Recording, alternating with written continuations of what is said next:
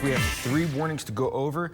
They continue from yesterday, starting with the yellow one, which is a wind advisory. It's extended westward. This goes until 2 p.m. Expect winds to come out of the west, flowing to the east, 25 to 40 miles per hour, and at times gusting higher than that, 50 to 60 miles per hour, especially towards the tops. So that will affect mainly the I-86 corridor, I-84 as well, and some of the I-15. And winds will spread up towards Shelley down to Pocatello around 9 a.m. as well. The winter weather advisory for the shaded areas, this goes until 2 p.m., an additional 2 to 4 inches by Friday's end, and especially heavy towards the eastern side of East Idaho. And winter storm warning for the Tetons and the Gros Ventre until 5 p.m. for heavy snow, and for the Bear River Range that goes until 9 p.m. 3 to 7 inches.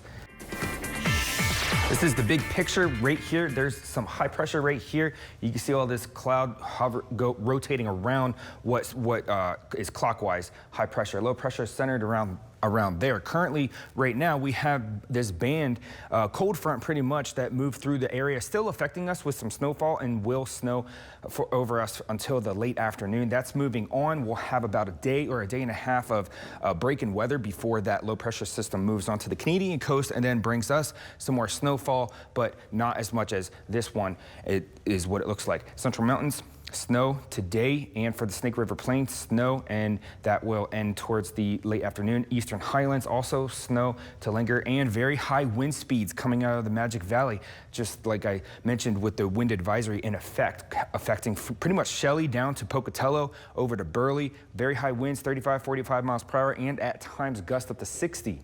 Snake River Plain, we're pretty much going to have solid precipitation all day. Our high temperatures do not really get above 32 degrees, just for maybe a few locations and for a short duration of a time period. By Friday's end, an additional 1 to 2 inches, and with these high wind speeds, do expect blowing snow and drifting snow in the sky or accumulated on the ground. Can affect your visibility while you are driving. Take precaution to plan to drive longer than needed in case you need to. And for the Eastern Highlands, an additional 1 to 3 inches, and for higher elevations like the Gros Ventre and the Tetons, 3 to 8 inches by the end of the day. And high temperatures, they do not rise above freezing. Solid precipitation all day.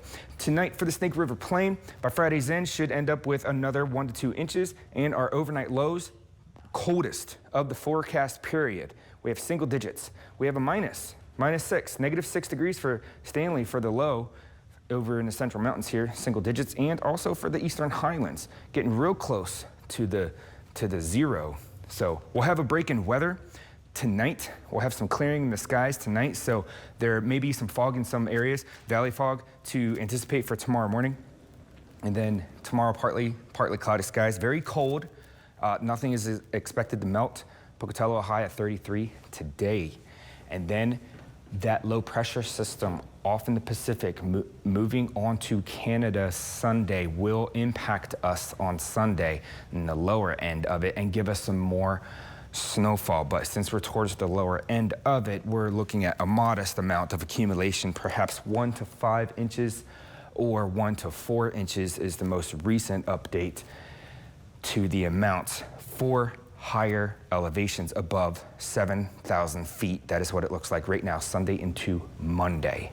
Central Mountains today, a high of 31 degrees. And after tomorrow, we will have a gradual warming trend. And our warming trend takes us above freezing and will start to melt. Some things will melt for maybe a few hours in the afternoon, but then if you see all these low temperatures, they remain very cold, below freezing. So anything that melts during the day will turn to ice, creating a fall hazard. So please take precaution with that as well.